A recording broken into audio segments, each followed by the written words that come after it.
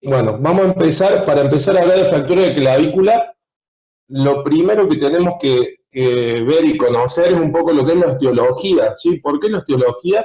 Esta es una imagen sacada de la O, para poder comprender, ¿sí? Cuál es el mecanismo de la fractura, dónde se produce la fractura más frecuente.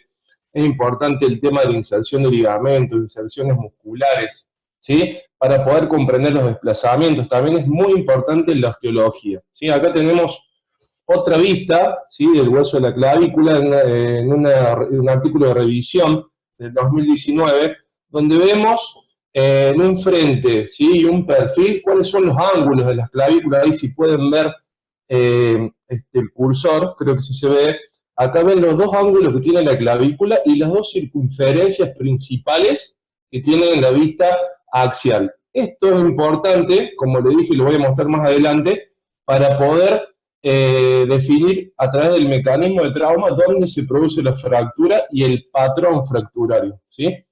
Cuando hablamos de anatomía, ¿sí? Tenemos que hablar de las estructuras mediales y laterales. Cuando hablamos de las estructuras mediales, es importante la articulación al esternón de la clavícula, ¿sí? Vemos lo que es el ligamento interclavicular, los ligamentos capsulares y el ligamento interclavicular, que ya lo nombré recién, ¿sí? Cuando vamos a las estructuras laterales, es importante diferenciar lo más importante que son los ligamentos coracoclaviculares, que son elementos gruesos y fuertes. Esta es una pregunta de examen, sobre todo para los más chicos. Recordad que esta es una clase de traumatología 2 para primero, segundo y tercer año. Ligamentos conoide, que es el más medial, y el trapezoide, que es el más lateral. La función es mantener el cinturón escapular suspendido a la clavícula, ¿sí? Y otros ligamentos muy importantes son los ligamentos acromioclaviculares, ¿sí? Que la función es el freno al desplazamiento antero-posterior de la clavícula, ¿sí? Acá vemos una imagen del ligamento conoide y trapezoide para que vean dónde se inserta, ¿sí? Y la función que tiene, ¿sí? Acá hay otra imagen del mismo artículo de revisión que es muy importante. Después yo le dejo la clase, la distancia donde se unen y demás, sobre todo para lo que es la cirugía. Cuando hablamos también ya hablamos de lo que es la osteología y la función, ahora vamos a hablar de la anatomía muscular. Es muy importante conocer la inserción muscular, los orígenes musculares y los ligamentos. Acá vemos una vista inferior de la clavícula con todos los músculos que pasan a través de ella o se insertan a nivel de ella. Por ejemplo, tenemos a nivel lateral el deltoides, los ligamentos conoides trapezoides que ya lo vimos, subclavio, medio de fiscaria, el pectoral mayor, el esternocleidomastoideo y los ligamentos costoclaviculares que ya lo vimos. En una vista superior podemos ver el trapecio, el deltoides, esternocleidomastoideo y pectoral mayor. Esto es importante para entender después por qué se desplazan las fracturas, que ya lo vamos a ver, ¿sí? Otro músculo importante que no estaba es el esternocleidomastoideo, y muy importante para el abordaje, el músculo platisma, ¿sí? Que después lo vamos a ver, que cubre toda la superficie de la clavícula, ¿sí? Este es un artículo 2019-2020 de la revista Nature que habla de la variación de los músculos de la clavícula en su inserción, en un estudio cadavérico, ¿sí? Y nos muestra, esto es un resumen, en lo que es amarillo, ¿sí? Las zonas amarillas representan donde se interponen o superponen, mejor dicho, los 14 músculos que pasan por la zona, y lo que es azul son las zonas de inserción donde no hay solapamiento, es decir, las imágenes que vimos anteriormente, inserción pura, ¿sí? ¿Por qué es importante esto? Es importante, ahí ven la fecha, 2019 de octubre, es importante con todo lo nuevo que se viene ahora de lo que son las placas anatómicas y demás, ¿sí? Ya lo vamos a ver. Lo importante es respetar estas inserciones musculares, ¿sí? En el abordaje para evitar, sobre todo, como dice acá, la no unión, que es una de las complicaciones de la fractura. Anatomía neurovascular, ya hablamos de huesos, de músculos, vamos a ver por qué es importante y tener mucho cuidado en los abordajes lo que pasa por detrás de la clavícula, ¿sí? La vena, la arteria subclavia y el plexo braquial. Otro plexo importante, sobre todo los nervios supraclaviculares, ¿sí? Que hay que tener cuidado cuando se hace el abordaje, no disecarlos, ¿sí? El plexo cervical, ¿sí? Las funciones de la clavícula, la principal función es la función de puntal, similar al poste de soporte de un toldo. Acá mostramos cómo es esta la clavícula, este sería el toldo, es un soporte, ¿sí? Otra función importante es similar al poste de un cartel colgante, ¿sí? Acá vemos la clavícula y cómo cuelga todo el peso del hombro, que lo vamos a ver. Hay estabilizadores dinámicos y estáticos. Vamos a pasar rápido esta parte, total después tienen la clase para que lo puedan estudiar, ¿sí? Biomecánica de la fractura. ¿Por qué le nombré con tanto énfasis los músculos? Por esto, fíjense en las fracturas del tercio medio, ¿sí? Que son las que son de acá del tercio medio, cómo se produce el desplazamiento. Hay el peso del brazo hacia abajo, el esternocleidomastoideo tironea hacia arriba y todo lo que es medial hacia medial, ¿sí? Importante que el trapecio es el principal estabilizador en las fracturas del tercio medio, ¿sí? Es por esa razón que tras una craneotomía o pseudoartrosis clavicular, los pacientes tienen una disfunción y también lesiones del nervio accesorio espinal. Fracturas laterales, ¿sí? Importante cómo también tira el trapecio, el esternocleidomastoideo y toda la función muscular. Todo esto está sacado del roadbook para que vean el libro principal, para que vayan estudiando los chicos de primer año, Sabina y Guillermo. Ahí está todo muy clarito, ¿sí? Bueno, pasemos ahora a lo importante, la epidemiología. ¿Son fracturas frecuentes? Sí, son frecuentes. Del 3 al 12% del total de las fracturas del adulto, y dentro de la cintura escapular representa entre el 45 y el 66% de todas estas fracturas. Predomina en el sexo masculino, adultos jóvenes en trauma de alta energía, y la incidencia va disminuyendo desde los 20 años hasta los 50, ¿sí? Convirtiéndose en adultos mayores en lesiones por baja energía, ¿sí? La frecuencia, esto también es importante, el 80% en el tercio medio. Mecanismo de lesión, ¿sí? Casi el 90% por un trauma directo, por caída directa sobre el hombro. Un 7% por impacto directo y un 6% de un traumatismo indirecto. El mecanismo principal, primario, es la compresión, ¿sí? Otras causas secundarias, convulsiones, son pocas frecuentes, pero existen. Fracturas patológicas, por ejemplo, neoplasias primarias o metastásicas, es muy raro. O también está descrito la osteitis post-irradiación en radioterapia, ¿sí? Y fracturas por estrés, muy raro. En el examen físico, importante que es una posición o localización subcutánea, es fácil un diagnóstico observacional. En el 10% de esta fractura hay aberraciones por trauma directo. Las fracturas expuestas son raras, pero hay que tenerlas en cuenta. Se forma un patrón característico de lona de tienda de campaña, ¿sí? Y lesiones asociadas. Esto es importante, hacer la anamnesis. Si hay traumatismo de alta velocidad, hay que pensar en fractura de escápula, de las primeras costillas, en traumatismo de alta energía, hacer una radiografía de tórax obligatoria, porque hay un reporte de un 3% de incidencia de neumotórax, lesiones del plexo braquial, ¿sí? Son raras por fractura directa, pero más que todo son por tracción, por el desplazamiento de la fractura. Y lesiones vasculares, se da un desgarro de la íntima, ¿sí? De la arteria subclavia, y está descrito una trombosis arterial tardía, ¿sí? Por eso también hay que tenerlo en cuenta. Dentro del examen físico, un acortamiento a nivel del hombro, una caída del hombro, ¿sí? Puede haber una rotación anterior de toda la cintura escapular. Para el diagnóstico por imágenes, ¿qué es importante? Lo más importante son las radiografías del frente, ¿sí? Y las frentes con proyección cefálica, que ya lo vamos a ver, pero hoy en día la tomografía al ser computada, tanto su multicorte como la reconstrucción, es muy importante para lo que son fracturas multifragmentadas, ¿sí? Acá vemos cómo es la posición del paciente. Este es un frente clásico, ¿sí? También se puede hacer póstero-anterior, no solamente antero-posterior. Esta es la con proyección cefálica de abajo hacia arriba, ¿sí? 30 grados, también está descrito 45 grados.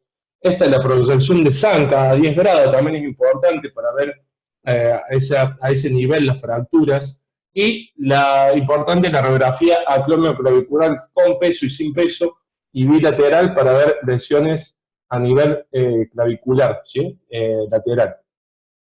Clasificación, bueno, hay 1.000.000 de clasificaciones. Cuando vean el libro de Rothbuck, yo las puse todo, pero vamos a pasar rápido, vamos a nombrar cuáles son las importantes, y nos vamos a basar más que todo a nivel de la AO. Esta es la de Alma, es la más conocida, fracturas del tercio medio, distal y medial.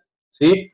Después tenemos la de NIR. Esta clasificación de Alman es 1967, esto para que vean un poco la historia, ¿sí? La de NIR es 1968, es igual a la de Alman, pero divide en tres al grupo 2, ¿sí? Las fracturas del tercio distal. La vamos a pasar rápido, acá tienen cómo es la clasificación de NIR. La clasificación de Rothbuck en 1976 crea dos subgrupos distintos en el NIR tipo 2, ¿sí? Con los ligamentos córacoclaviculares intactos o con el desgarro solamente del conoide. En 1990, la de Cray, que también fue muy utilizada, la dividí en 5 grupos, la grupo 1, tercio medio, grupo 2, con varios subtipos, la del tercio distal, y grupo 3, las fracturas del tercio proximal, ¿sí? Esta es una de las más usadas, la de Robinson, que ya apareció en el 2004, junto con la de Edimburgo, que la vamos a mostrar en un ratito, que es similar, que las divide más que todo en fracturas del tercio proximal, del tercio medio y lateral, y las subdivide si son desplazadas o no desplazadas. Es mucho más simple, ¿sí? Él considera que todo lo que no es desplazado no es quirúrgico y a la inversa lo desplazado, ¿sí? Las va dividiendo para que lo vean en extraarticulares, interarticulares, si tienen tercer fragmento, si son multifragmentarias y demás. En resumen, acá para que vean cómo se juntan todas las clasificaciones. Por ejemplo, un Alman 1 y un Craig 1, cómo se compara con una Robinson tipo 2B, tipo 2A. Esto para el que quiera y le guste, lo puede, después se lo dejo, ¿sí? Pero vamos a lo importante, que es la de Edimburgo 2010. La mayoría de los artículos científicos que están hoy en día, estuve buscando en PubMed, hablan de la de Edimburgo y la de Robinson, son las dos principales, ¿sí? Y ahora, a partir del 2018, que hay una clasificación nueva, que es muy similar a la vieja de clavícula, también la nombran, pero sobre todo Edimburgo y Robinson. ¿Sí? Esta es del 2010, la divide también en tipo 1, son las mediales, la tipo 2, la del tercio medio, y la tipo 3, las laterales. También lo importante es si están desplazadas o no desplazadas, nos vamos a entrar en la tipo 2, ¿sí? Con la cortical alineada o angulada, y las desplazadas, ¿sí? Puede ser simples o con minutos. Ya entrando en el 2018, que es la que tendrían que saber ustedes, ¿sí? Este es el último compendio de la AO y de la OTA. La clavícula es el hueso 15, sobre todo para los chicos de primer año, acuérdense, 1 el húmero, 2 el antebrazo, 3 el fémur. Bueno, la clavícula es el 15, ¿sí? Localización, clavícula proximal, 15-1, 15-2 diafisaria, 15-3 lateral. Vamos pasando rápido. Dentro de la tipo 1 tenemos fracturas extraarticulares, articulares parciales y articulares completas. Dentro de la tipo 15-2, que son las medias diafisarias, pueden ser fracturas simples, en cuña o multifragmentarias. Cada una se subdivide, si es un trazo simple en espiral, oblicuo transverso, si es una cuña en espiral, cuña en flexión, cuña multifragmentaria y lo demás. Esto ya más o menos lo conocen los más grandes. Y las tipo 15.3, que son las distales o laterales del segmento final, también se dividen en extraarticulares, parciales articulares y completas articulares, ¿sí? Y después una subclasificación de acuerdo si están intactos o una disrupción parcial o completa de los córacoclaviculares, ¿sí? Tratamiento, sí, la idea le hice un compendio rápido para que no tengan que ir a buscar, todo esto está sacado de la página de la AO Surgery Reference, ¿sí? Fracturas del tercio medial, articulares parciales y articulares completas, estos son ejemplos de fractura. El tratamiento generalmente se puede hacer un no operativo, es decir, un conservador, ¿sí? O en el caso que sean desplazadas o generen dolor o una compresión retroesternal, se puede hacer un abordaje, una reducción, ¿sí? Acá vemos cómo se hace, hay una disrupción ahí del complejo medial, ahí vemos una tomografía, cómo está desplazado hacia posterior, eso genera una compresión a nivel esternal, ¿sí? Esa es la posición del paciente, cómo se hace una reducción, y el tratamiento es conservador. Lo que dice la O es que no hace falta una fijación, que una vez que la articulación se reduce es muy estable, ¿sí? Lo que hay que lograr es la reducción. Se puede hacer manual o se puede hacer una pequeña incisión.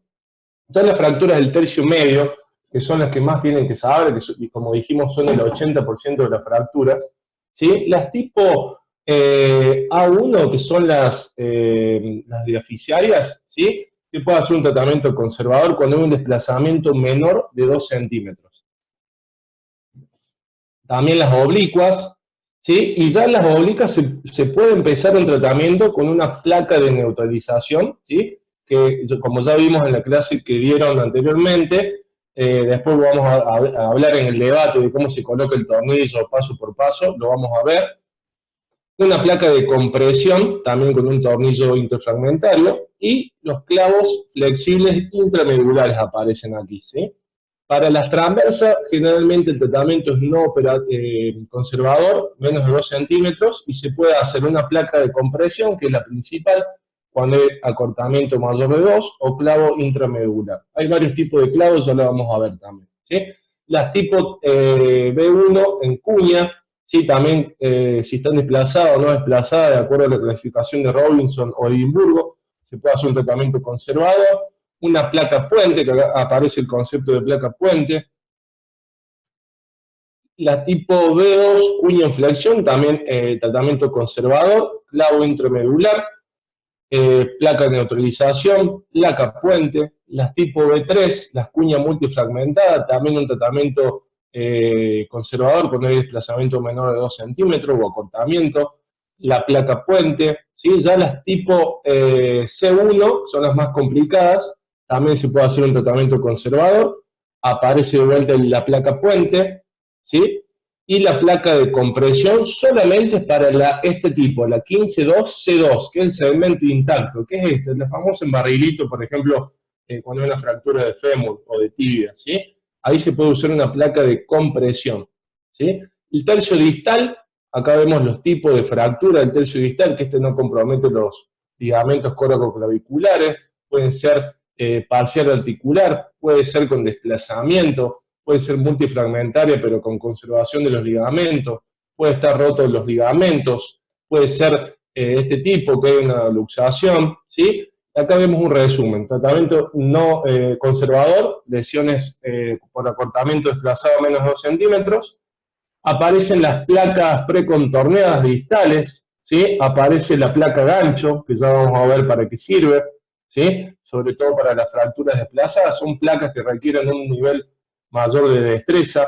Este es un ejemplo de una placa gancho, ¿sí? Sobre todo para las fracturas del tercio distal.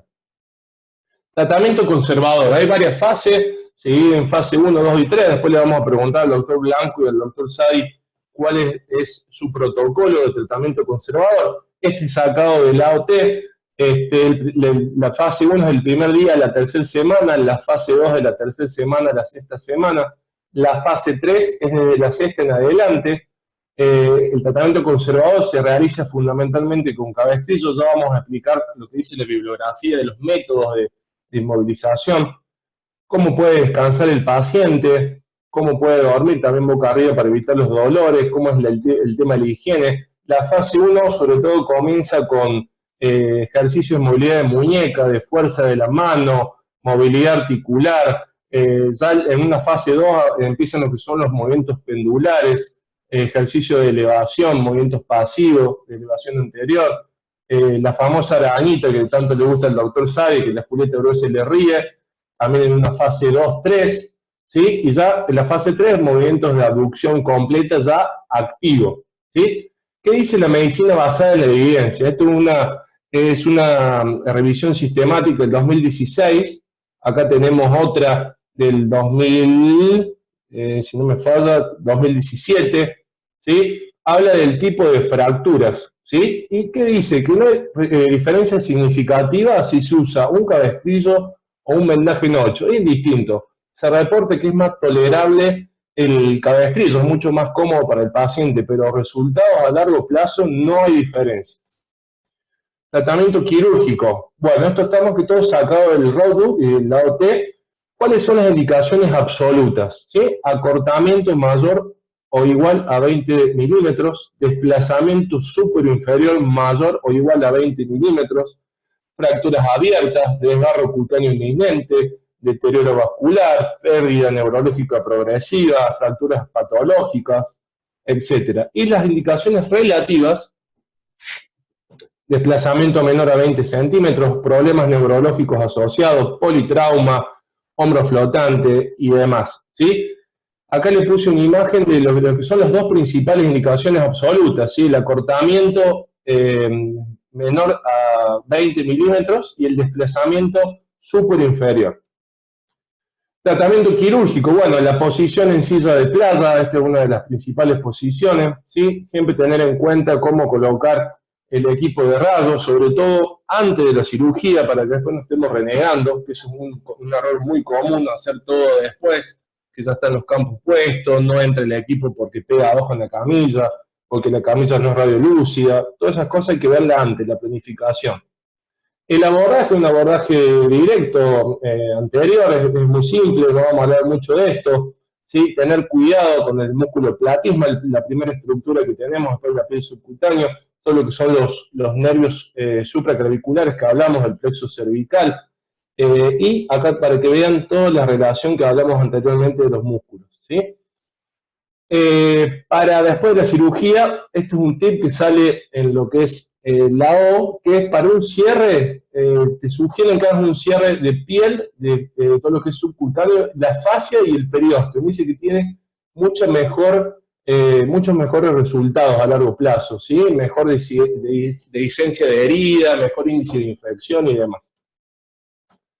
Bueno, tratamiento quirúrgico. Vamos a hablar, por ejemplo, de una placa de compresión, ¿sí? Con un tornillo interfragmentario, ¿sí? Acá vemos cómo se hace la reducción, para que vean en el fondo todos los vasos y el plexo braquial, que hablamos mucho, cuidado, sobre todo cuando se coloquen los tornillos. Ya le vamos a preguntar al Doc Sadi su experiencia.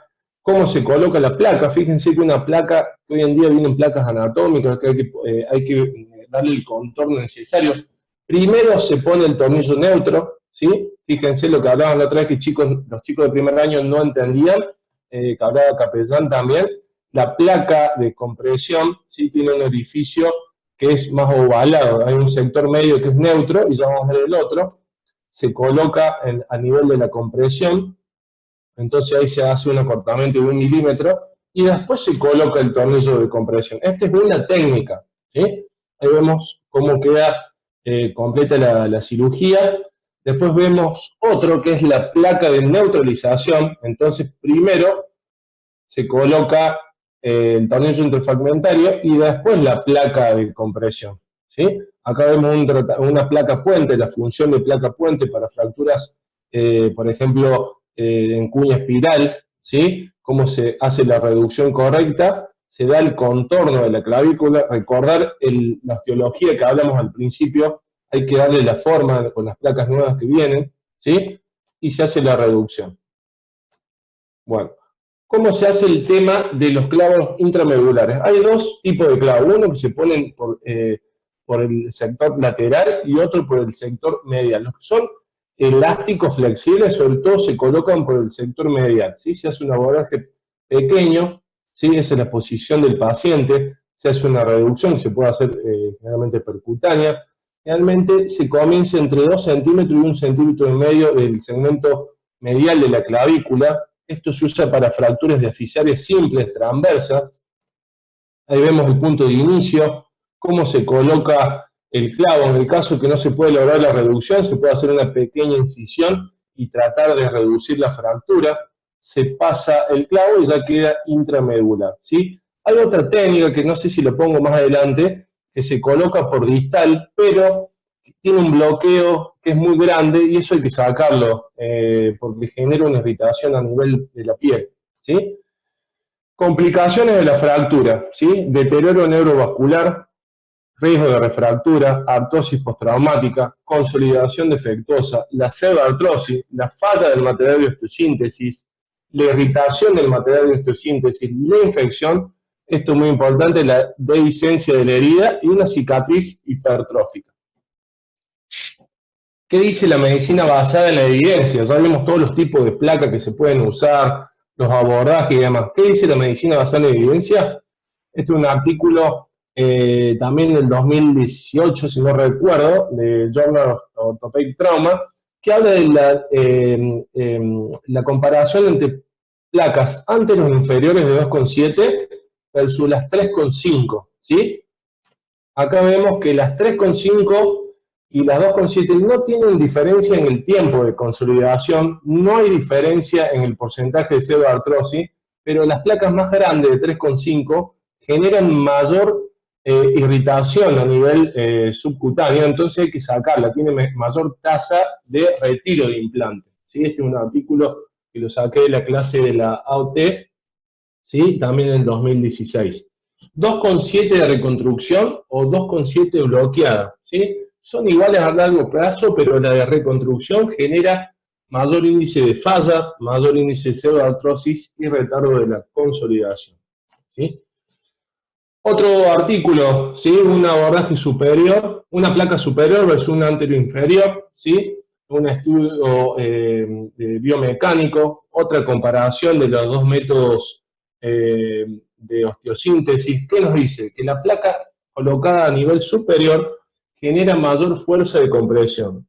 A nivel anterior inferior resiste las fuerzas de torsión, ¿sí? Pero el tiempo de consolidación irritación del material son similares, ¿sí? Siempre recordar que las más grandes 3,5 generan un poquito más, pero a largo plazo son similares, ¿sí?